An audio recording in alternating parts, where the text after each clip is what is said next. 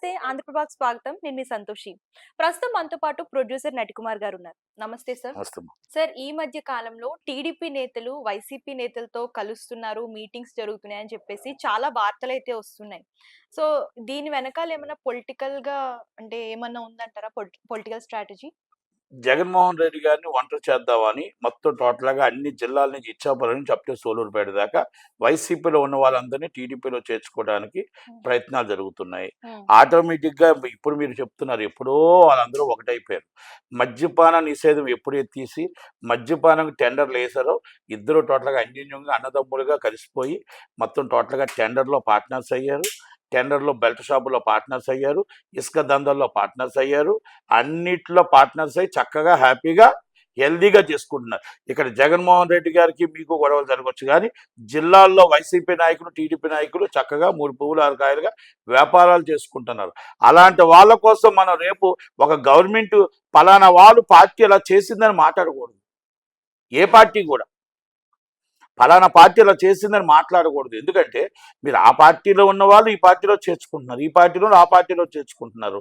చేర్చుకుంటున్నప్పుడు విలువలు ఏయని అడుగుతున్నా. విలువలతో రాజకీయం చేసామని చెప్పొద్దు.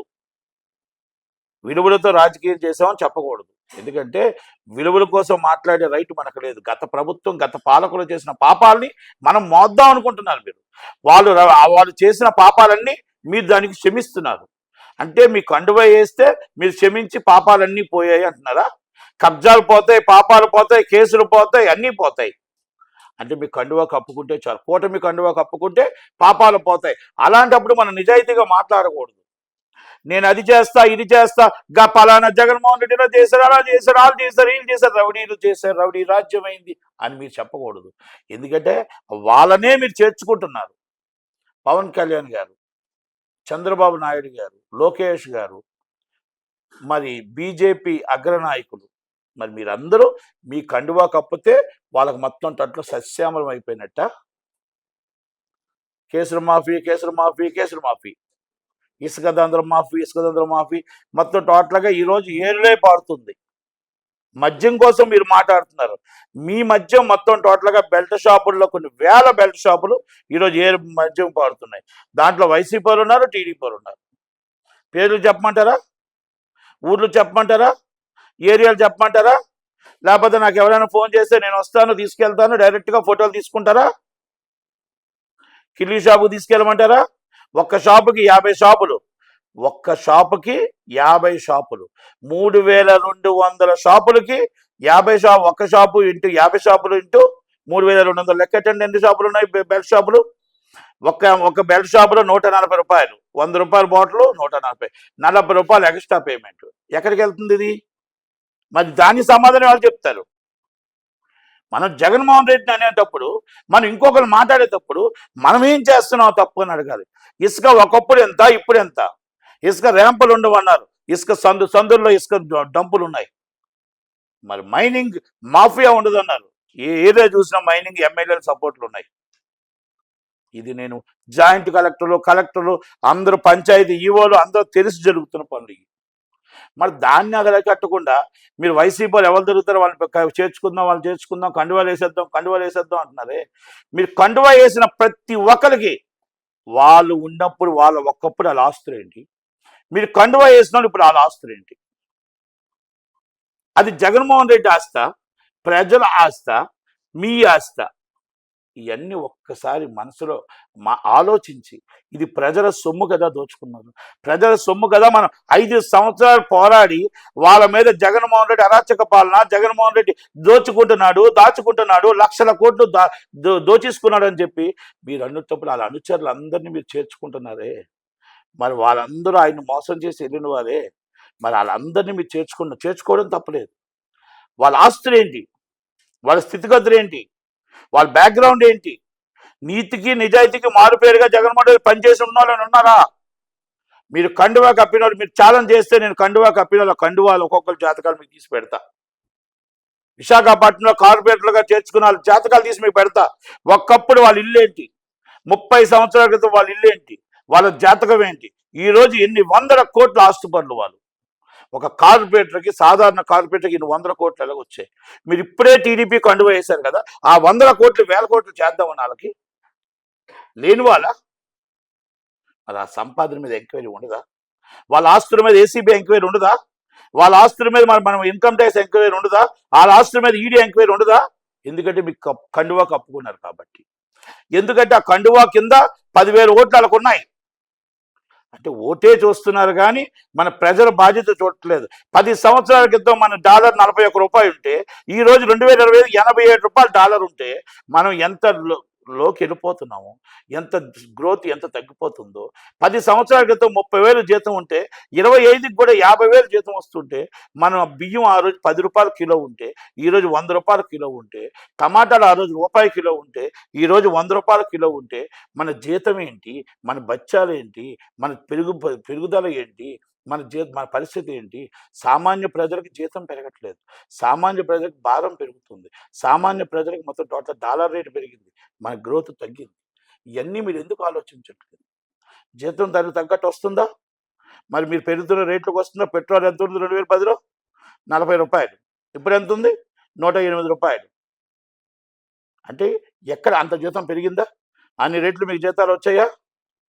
మరి వ్యాపారాలు పెరిగాయా? ఒకప్పుడు వ్యాపారాల్లో 30% లాభాలు ఉండేవి.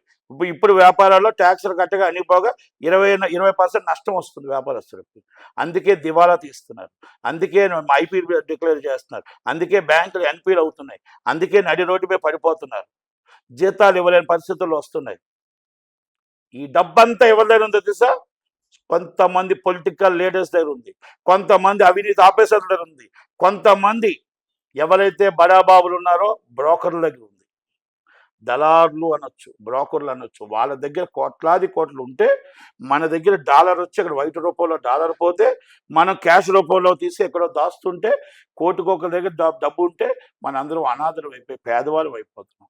ఇది ఒక్కసారి లోకేష్ గారు చెప్తున్నారు, మరి చంద్రబాబు నాయుడు గారు చెప్తున్నారు, మరి ఇవన్నీ కూడా ఒక్కసారి పవన్ కళ్యాణ్ గారు చెప్తున్నారు, అందరినీ గొప్పవాళ్ళు చేసేస్తానని.